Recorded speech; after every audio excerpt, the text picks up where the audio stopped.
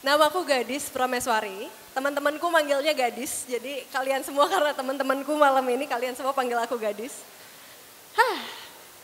Jadi aku berumur 29 tahun, di akhir 20-an, dan pas aku diundang sama Jihan, sama Nadi, aku bertanya sama diri aku sendiri, apa pelajaran paling besar yang aku pelajarin di 20-an sebelum aku memasuki periode baru nih 30-an. Dan jawabannya adalah aku ingin tobat jadi anak ambis. Aku pengen jadi orang yang bejo aja. Bejo tahu kan? Nah, beruntung. Oke, sekarang mau tanya dulu. Yang mengaku anak ambis coba angkat tangan deh. Anak ambis berdiri dong, masa cuma angkat tangan doang. Mana yang anak ambis berdiri coba? Yakin gak mau diri? Nah, masa cuma satu nih yang lain gak ambis nih, berarti kurang ambis, satu orang doang yang ambis. Oke, bener nih satu orang doang? Last call buat anak ambis? Gak ada lagi, baik. Oke, yang ngerasa hidupnya beruntung, angkat tangan.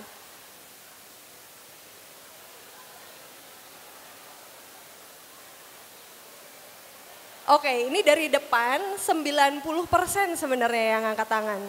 90% merasa bahwa hidupnya beruntung. Sama, aku juga ngerasa hidupku beruntung, tapi aku baru merasa beruntung setelah aku tobat jadi anak ambis. Sorry.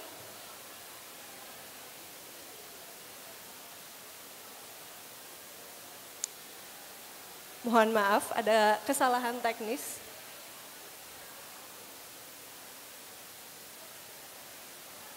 Oke, sambil nunggu, aku mau minta teman-teman buat duduk tegak, telapak tangannya dibuka, dua-duanya ke atas kayak gini.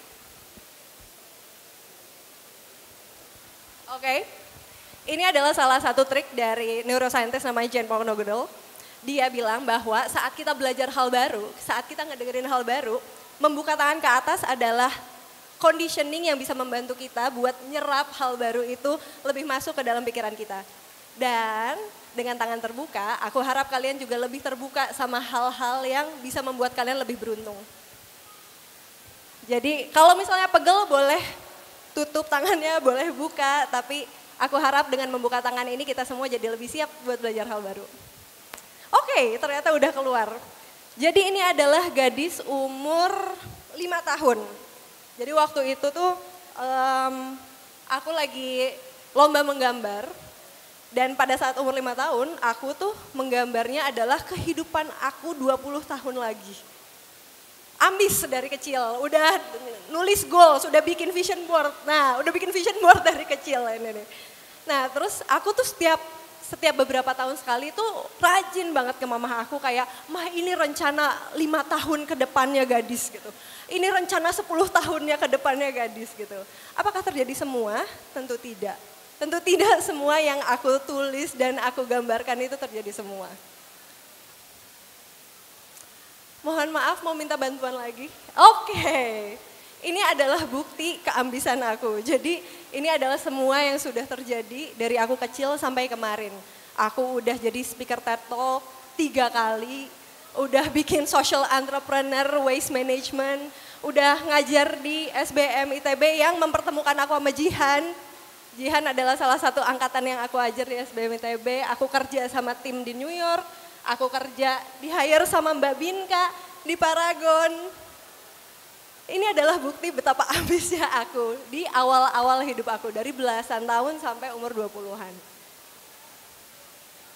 Sampai akhirnya aku punya anak. Saat aku punya anak, gadis yang punya waktu besar, gadis yang punya waktu banyak, yang ruangannya besar, tiba-tiba ruang hidup aku jadi mikroskopik. Hidup aku cuman aku, mata aku dan mata anakku karena aku nyusuin. Hidup aku cuma sekitar aku, kamar mandi, dapur. Udah itu aja. Dibandingin sama kehidupan aku sebelumnya yang sangat ambis, yang kemana-mana, pergi kemana-mana, ketemu banyak orang. Jadi saat aku jadi ibu, ini adalah saat aku lahir kembali karena rasanya gak bisa jadi gadis yang kemarin. Waktu, energi, dan fokus aku jadi sangat sedikit dibandingin sama aku yang dulu. Nah tapi justru sejak aku punya anak ini ngajarin aku bahwa oke, dengan waktu, energi dan fokus yang sedikit, dengan space yang sesedikit ini sebagai ibu, apa yang bisa aku lakukan ya? Bukannya aku berhenti melakukan semua yang aku lakuin sebelumnya, tapi berarti gameplaynya harus berubah. Yang tadinya gameplaynya tuh nggak punya peraturan semua ini, tiba-tiba ada peraturan ini. Dan aku akhirnya mencari cara, gimana caranya bisa tetap mengejarkan apa yang aku kerjakan dengan merasakan dimanapun itu kayak di rumah. Aku harus membuat pekerjaanku senyaman aku di rumah karena aku juga punya rumah sama anakku. Terus aku harus belajar creating abundance in the most nonchalant way. Gimana caranya? Bukan menjemput tapi attracting rezeki dengan cara yang paling nonchalant karena energi dan fokus aku itu buat anak karena aku adalah full time mother, part time entrepreneur. Terus habis itu karena fokusnya sedikit, aku jadi nanya balik ke diri aku sendiri, apa long term game aku nih? Karena aku nggak punya waktu lagi buat ngerjain side quest, aku nggak punya waktu lagi buat nggak fokus, buat nggak clear, nyari tahu apa yang benar-benar harus aku fokusin. Itu yang terjadi. Nah ini adalah hidup aku, 50% jadi anak ambisius, 50% berusaha jadi orang yang bejo. Mari kita ulas dulu gimana aku hidupnya jadi ambisius. Nah, jadi ini adalah foto ibuku saat umroh tahun lalu. Yang ibuku kemarin ngasih tahu aku bahwa, gadis ingat nggak saat kamu umur 13 tahun, waktu itu kamu nulis di yearly plan kamu, 2024 ngeberangkatin mamah umroh. Nah teman-teman di sini tadi juga ngeliat ada Mas Sopan juga yang naruh mimpinya juga buat orang tuanya. Pasti banyak yang ngerasa salah satu cita-citanya adalah ngebahagiain dan mensejahterakan orang tua. Nah aku lupa aku nulis itu. Aku lupa aku 2024 pengen ngeberangkatin mamaku umroh. Tapi pas saat itu tiba-tiba semesta mendukung aja. Tiba-tiba aku ada rezeki lebih, suamiku ada rezeki lebih. Tiba-tiba mamaku bisa berangkat. Nah itu juga yang bikin aku oke, ini dari beberapa goals yang aku tulis. Beberapa ada yang betul-betul berhasil. Nah, tapi ada juga yang terjadi hidup aku di luar rencana aku. Yaitu adalah, belum keluar. Tadi aku mau ngeliatin foto aku, anakku, dan suamiku. Nah, itu adalah realitas yang terjadi. Kalau tadi Kak Wai bilang banyak uncertainty yang harus disambut, itu adalah uncertainty yang sama sekali gak pernah aku plan. Aku gak pernah merencanakan aku bertemu laki-laki idamanku menikah dan punya anak sendiri tuh 2, 1 berkah, 1 ujian besar buat aku. Jadi itu uncertainty besar banget yang sebenarnya mengganggu banyak resolution aku.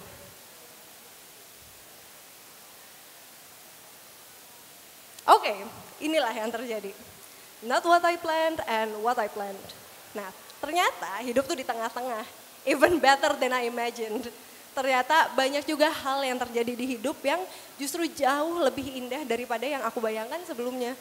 Dan jadi bejo, jadi beruntung kayak tadi kata Mas Bilal, nah beruntung juga itu adalah salah satu titik di mana kita udah ngelewatin banyak hal, lalu kita akhirnya bisa menyambut hal yang bahkan lebih indah dari bayangan kita.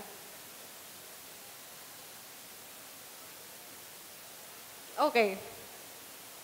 Ini adalah 3 hal yang aku pelajarin membedakan resolusi mana yang berhasil dan resolusi mana yang tidak. Ini nggak kelihatan di sini, tertutup karena seharusnya terbuka, tapi ada 3 hal yang membedakan resolusi yang terjadi dan tidak. Pertama adalah niatnya, aku berniat untuk apa? Ucapnya, apakah aku berani dengan lantang mengucapkan resolusi itu?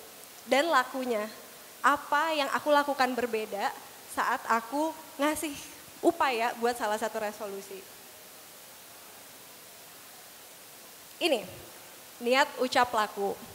Jadi sedikit balik ke beberapa minggu lalu, aku hari ini diundang karena 1 bulan yang lalu aku bikin lokakarya namanya Asa Cipta Cita yang diikutin sama Kak Nadi sebelah sini.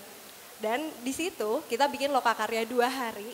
Bayarannya adalah donasi supaya kita bisa memulai cita-cita kita dengan berdonasi supaya kita direstui. Nah, di dalam lokakarya itu kita nyari tahu gimana caranya berniat yang baik, mengucap yang lantang, dan berlaku yang konsisten. Sepakat sama Kak Bilal dan Kak Wai dan Kak Sopan. Nah, waktu itu kita bikin di niatnya, kita bikin namanya kertas kamu dalam 4 dekade. Terus ucapnya kita bikin 12 doa, dan lakunya kita bikin namanya kalender asah, apa yang harus diasah setiap hari. Nah, hari ini aku pengen ngebagi ke kalian apa yang salah satu kegiatan yang kita lakukan pas kita mengucap resolusi kita. Next. Nah, yang adalah namanya surat komitmen. Cerita aku hari ini sebetulnya nggak janjian kan sama Mas Sopan, sama Kak Wai, sama Kak Bilal. Tapi apa yang kita obrolin dari tadi sebenarnya sejalan banget. Ngomongin tentang takdir dan doa, ngomongin tentang uncertainty, ngomongin tentang luck yang sebenarnya dibangun dari banyak hal. Yang aku tahu Kak Binka juga ngomongin hal yang sejalur sama itu nanti sebagai penutup. Nah, ini adalah salah satu hal praktis yang bisa kita lakukan untuk membuat komitmen dan membuat kamu berkomitmen sama cita-cita kamu. Next. Nah, surat komitmen ini aku harapkan bisa membuat kalian bisa lebih bejo, bisa lebih beruntung supaya yang mewujudkan cita-cita kalian gak cuma kalian. Tapi, next. Tapi bisa jadi mestakung. Mestakung artinya adalah semesta mendukung, betul. Semesta mendukung. Nah, ada beberapa hal yang aku sangat amini yang membuat cita-citaku itu nggak cuma upaya aku yang membuat itu jadi terjadi. Tapi rasanya satu semesta raya itu membantu supaya itu terjadi. Next. Oke. Sama banget kayak kata Kak Bilal, tadi makanya aku kaget banget ngelihat Kak Sopan, Kak Wai sama Kak Bilal, ini kita nggak janjian tapi ngomongin hal yang sama. Luck sama dengan preparation plus serendipity. Kalau tadi kata Kak Bilal adalah plus opportunity, kalau aku lebih bilangnya serendipity. Karena kadang-kadang kita suka ada ketidaksengajaan kecil yang terjadi dan harus kita sambut. Karena kalau nggak menyambut uncertainty, banyak hal yang kita lewati.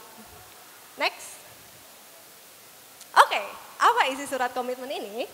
Pertama, untuk siapa kamu ingin mendedikasikan cita-cita kamu?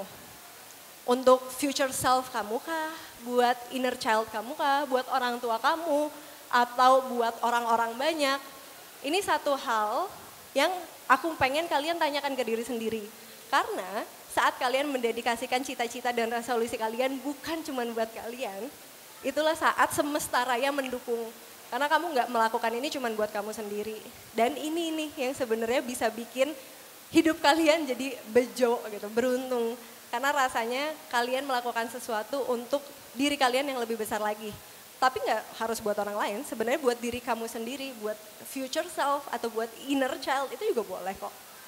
Kedua, apa satu hal yang bisa kamu lakukan dengan konsisten selama 2 tahun ke depan, selama 45 menit per hari? Pertama, kenapa 2 tahun? Karena kalian saat ngebayangin hal apa yang bisa kalian lakukan selama 2 tahun ke depan, itu akan lebih susah daripada kalian mikirin aku mau melakukan ini untuk 1 bulan ke depan. Opsinya jadi lebih sedikit tuh, apa yang kalian mau konsisten lakukan selama 1 bulan ke depan, itu pasti opsinya lebih banyak. Nah, cara ngefilternya adalah kalian tanyain, oke, ini bisa nggak aku lakuin, aku konsisten lakuin buat 2 tahun ke depan. Karena 2 tahun itu banyak hal yang bisa terjadi, tapi kalian harus komit. Nah, dan kenapa 45 menit? Karena aku sendiri pakai working session. Working session buat aku tuh 45 menit. Jadi aku deep work 45 menit, istirahat, deep work 45 menit, istirahat. Nah, ini sebenarnya komitmen yang bisa jadi terlihat sangat cetek. 45 menit doang sehari, nonton Netflix aja 1,5 jam kan. Nah, tapi 45 menit ini bisa jadi satu hal yang paling berguna untuk membuat semesta ngedukung apa yang kamu udah lakuin. Nah, apakah kamu mau latihan ngobrol sama strangers, bikin konten reels kayak tadi kata Kak Bilal gitu, kalian bisa share what you love dengan bikin reels, atau nulis kah gitu, atau berolahraga, apapun yang mau kalian lakuin, coba tanyain, apa 45 menit per hari yang mau kamu lakukan untuk 2 tahun ke depan. Ketiga adalah, berapa lama kamu mau mengalokasikan waktu selama 1 minggu. Kan tadi aku bilang 45 menit per hari. Nah tapi aku sendiri bikin 45 menit kali 7 atau kali 10. Pokoknya aku pengen selama 1 minggu itu aku ada 10 kali working session untuk menggapai cita-cita aku. Yang bisa jadi itu bikin kalian kan kalau misalnya 45 menit sehari terus 1 hari 2 hari kelewat terus jadinya kerasa kebebanin kan. Rasanya jadi ya udahlah berarti aku nggak bisa. Nah sebenarnya nggak apa-apa, tapi kamu harus berhutang sama diri kamu sendiri. Berarti weekend mungkin kamu harus ngejar ketertinggalan 45 menit itu. Tapi jadikan ini KPI, tadi ada temen yang bilang bahwa dia bikin KPI untuk dirinya sendiri. Ini jadikan KPI untuk kamu sendiri supaya kamu berkomitmen sama cita-cita kamu. Next. Nah ini contohnya, silahkan kalau misalnya ada yang mau ngisi. Ini adalah surat komitmen yang aku bikin dan kami waktu itu bikin di Lokakaryaku. Saya, gadis Prameswari Azahra, berkomitmen untuk menjalani apa yang mau kamu kerjakan selama 45 menit itu. Bisa jadi hal yang super sederhana. Dengan tujuan luhur agar, nah ini nih yang penting. Kalian tujuan luhur melakukan itu tuh bukan cuma buat diri kalian sendiri. Kalian melakukan itu untuk siapa. Dan untuk si siapa itu jadi apa. Bisa jadi untuk my future self, bangga sama diriku sendiri itu juga boleh. Dan saya berkomitmen untuk menjalaninya dalam waktu 2 tahun selama berapa jam per minggu. Lalu tanda tangan. Jadikan ini kontrak buat kalian sendiri. Next, ini aku kasih 2 contoh. Ini adalah contoh yang aku bikin untuk diriku sendiri. Tadi Kak Bilal ngomongin tentang share what you love, aku juga sama. Aku berkomitmen mau mengkreasikan konten dibantu sama sahabatku di sini, Priscilla.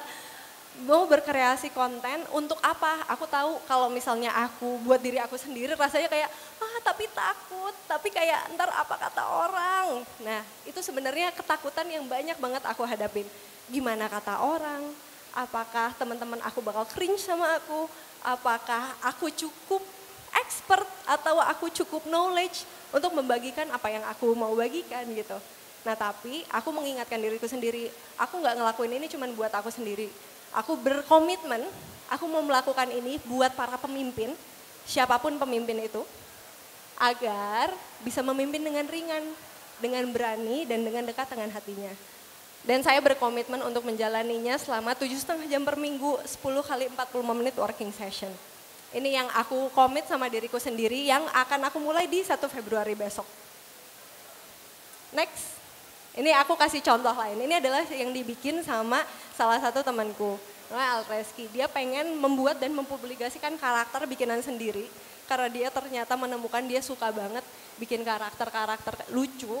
Terus dia bilang dia pengen mendedikasikan ini untuk inner child-nya, supaya punya ruang bermain dan berekspresi. Next. Nah karena buatku sendiri ini adalah hal yang ingin aku selalu bawa bahkan ke dekade selanjutnya. Aku ingin bawa ini ke dekade 30-an aku nanti. Aku ingin semua upaya aku diawali dengan doa. Doa untuk yang maha punya rencana. Tadi juga Kak Sopan bilang tentang takdir dan doa. Aku relate banget sama itu. Aku berharap semoga yang maha pemilik rencana bahwa aku ingin dilayakkan. Aku ingin dilayakkan untuk menghidupi kehidupan yang aku impikan, yang aku yakin Sang Maha punya rencana itu udah merencanakan kehidupan terbaik untuk aku. Dan saat kita bilang kita maunya dilayakkan, bukannya kita meminta kayak Tuhan berikan aku kehidupan terbaik dong gitu. Tapi saat kita bilang kita dilayakkan, kitanya juga harus melayakkan diri kita sendiri dengan melakukan komitmen itu. Satu komitmen yang mudah, yang kalian mau asah setiap harinya dan membuat kalian lebih layak untuk menerima dan mencapai cita-cita kalian.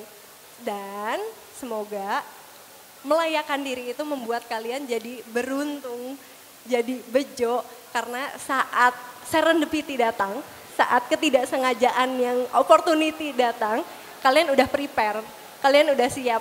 Jadi saat kalian dikasih, kalian udah tahu kalian layak. Next.